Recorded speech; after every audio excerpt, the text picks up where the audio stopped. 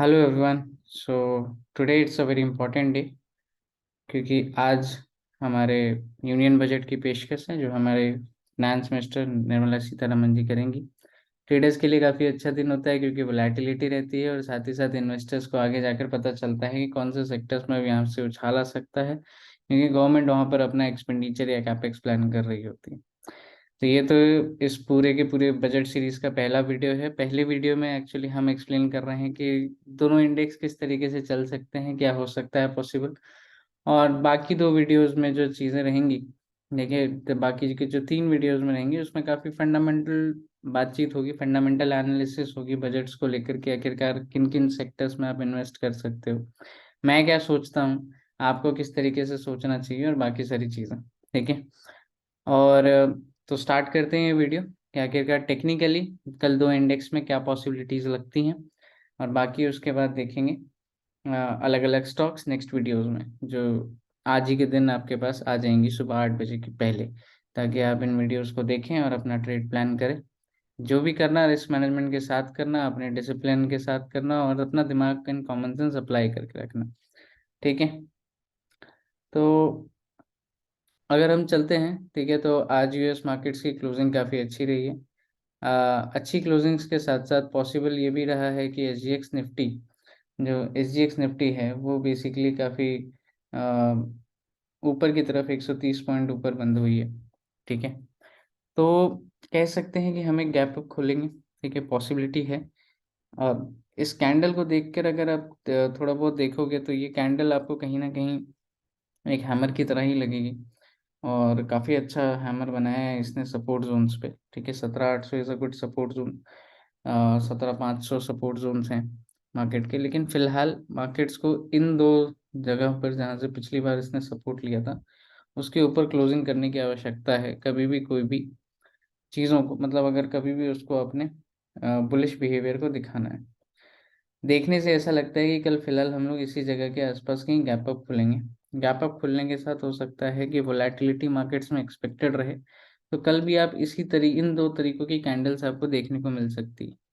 ठीक है, कल भी हो सकता है कि कोई मारी बुझो या इस तरीके की कैंडल आपको ना मिले। कल हम हो सकता है गैप अप खुलें, फिर थोड़ा सा फियर में नीचे की तरफ आए और फिर ऊपर की तरफ जाके ऊपर ही क्लोज करें, मतलब डे हाई के ऊपर क्लोज करें। ये मेरी संभावना है जो मुझे ऐसा लगता है, क्योंकि मार्केट अगर वोलेटाइल रहेगी तो इसी तरीके से वोलेटाइल रह सकती है।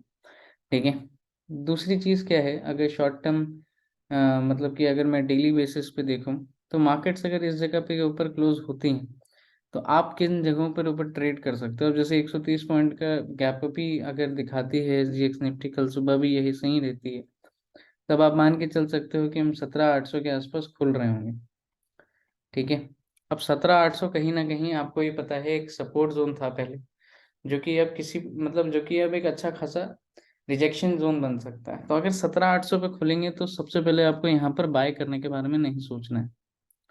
ठीक है, आपको क्या करना है, आपको थोड़ा वेट करना है फॉर अ स्ट्रॉन्ग डिप और इधर गैप फिलिंग। अगर गैप फिलिंग होती है, ठीक है, तो गैप फिलिंग के बाद अगर मार्केट्स में हैमर कैंडल या कंसोलिडेशन आपको नजर आता है, तब आपको ऊपर के लेवल को ब्रेक होने के बाद बाय करना है। और अगर सेम ऐसी कंडीशन आती है कि नीचे का लेवल ब्रेक हो रहा है तो आपको सेल ऑफ करना है। इसी तरीके की मार्केट पॉसिबल है कि रहेगी कल। कल आपको बहुत ही विजुअल बेसिस मार्केट दिखनी ही चाहिए मेरे हिसाब से, क्योंकि पिछला 2 दिन काफी वोलेटाइल रहा है। विजुअल बेसिस का मतलब कि आपको दिखेगा कि आपको करना क्या है।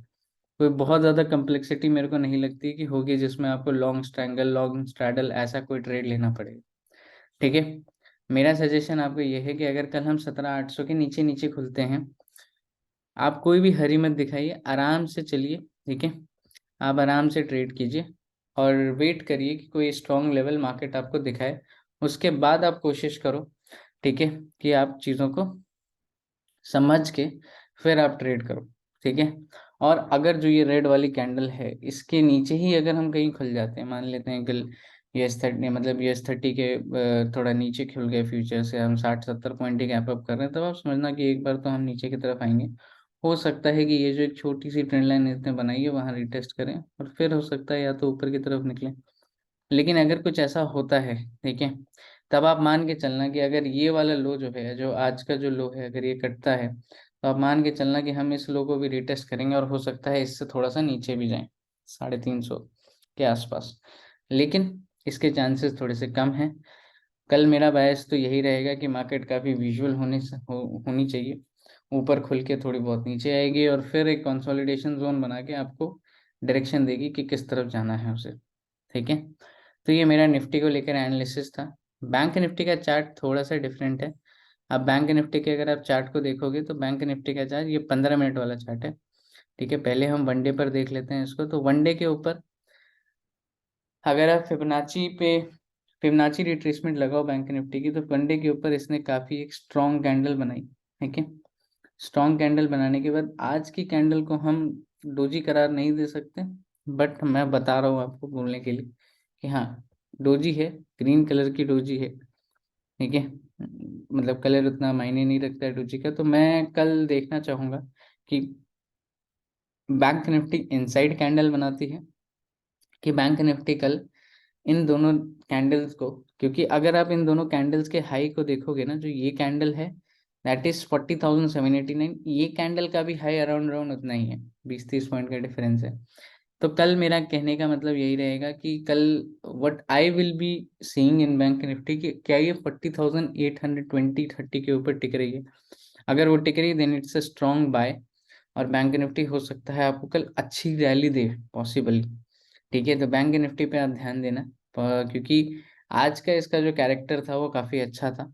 ठीक है, वो अडानी के न्यूज़ के बाद एसबीआई ने भी काफ़ी अच्छी क्लैरिफिकेशन दी अपनी प्रोविजनिंग को लेकर, अपने लोन को लेकर, मतलब आरबीआई के पैरामीटर से काफ़ी कम लोन दिया हुआ है इन लोगों ने। ठीक है, काफ़ी अच्छी क्लैरिफिकेशन थी, एसबीआई भी काफ़ी अच्छा भागा हुआ था। तो कल मैं देखना चाहूँगा कि ये 40,820-830 के ऊपर जाके सस्टेन करता है कि नहीं करता है, और अगर करता है then it would be a strong buy. ठीक है, तो आप ध्यान रखिए और देखते रहिए ये क्या चीज़ें पॉसिबल है। नेक्स्ट, यहाँ पर सेम जैसे निफ्टी का चार्ट है ना, उसी तरीके से दो strong resistance zone bank Nifty के पास भी पड़े हुए हैं, जो कि नियर बाई है 200-300 पॉइंट के आसपास।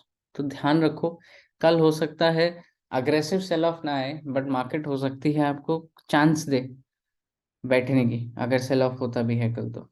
ठीक है, तो पॉसिबली आप देखो कि क्या सीन हो सकता है। मेरे हिसाब से तो कुछ इस तरीके से ही पॉसिबल दिख रहा है मुझे, जो है इन बैंक निफ्टी का इंडेक्स हो सकता है कल स्ट्रांग रहे, अगर हम ऊपर की तरफ जाने वाले होंगे।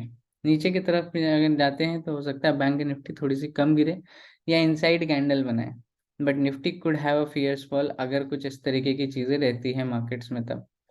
ठीक है, तो थोड़ा, अगर बाइंग साइड, अगर बाइंग आपको रखनी है या फिर आपको नॉर्मल शॉर्टिंग की ट्रेड लेनी है, तो पॉसिबल है कि आप बैंक निफ्टी में ले सकते हो, जो कि 40,000, आप ऐसा मान के चलो 40,600 सी का स्ट्रैडल काफ़ी अच्छा रहेगा, 40,600 सी एंड पी शॉर्ट।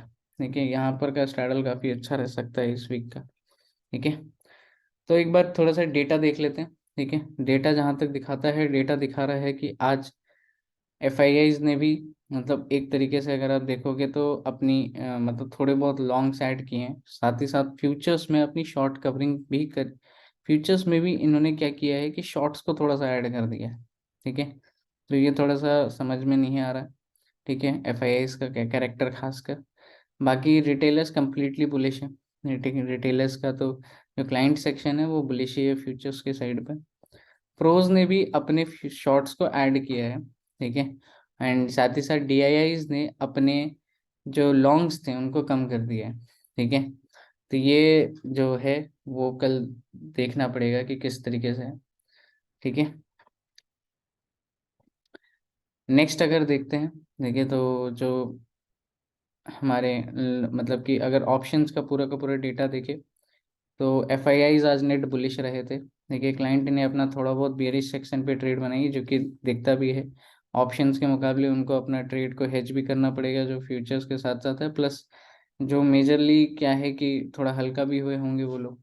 ठीक है, क्योंकि अब कल आईबी भी खत्म होते हैं ऑप्शंस में कल, मतलब इवेंट की वजह से जो एक्स्ट्रा प्रीमियम्स एडेड होते हैं वो भी खत्म होते हैं ऑप्शंस में, तो वो देखना पड़ेगा उनको।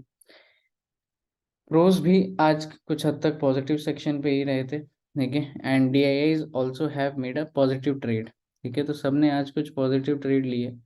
ठीक है, और क्लाइंट ने काफ़ी हद तक अपना जो लॉन्ग्स थे उनको कम किया है, ठीक है। तो इसको आप देखो कैसे हो सकता है। मेजरली तो मेरे को ऐसा लगता है कि अगर हम लॉजिक अपना यूज़ करें तो कहीं ना कहीं कल भी आपको एक तरीके की कंसोलिडेशन मार्केट दिखेगी जो कि ऊपर की तरफ जा रही होगी। और मेरे को तो फीलिंग ऐसी ही आती है कि अगर हम 17,800 के नीचे खुलते हैं तो कहीं ना कहीं हम नीचे की तरफ एक बार जाएंगे, चक्कर लगा के फिर वापस हो सकता है डे हाई के ऊपर बंद करें। कैंडल इसी तरीके की देखने को मिलेगी जो लिलीपुट टाइप की कैंडल्स होती हैं, ठीक है। बाकी तो और इंडेक्स में और कुछ खास एनालिसिस है नहीं कल के लिए। हाँ ये है कि बजट्स के जो आगे के वीडियोस हैं, अगर उसमें से अगर कोई ऐसी न्यूज़ आती है जो कि आपको देखने को मिलेगी, हो सकता है फिर स्ट्रॉन्ग शॉर्ट कवरिंग देखने को मिल जाए। बट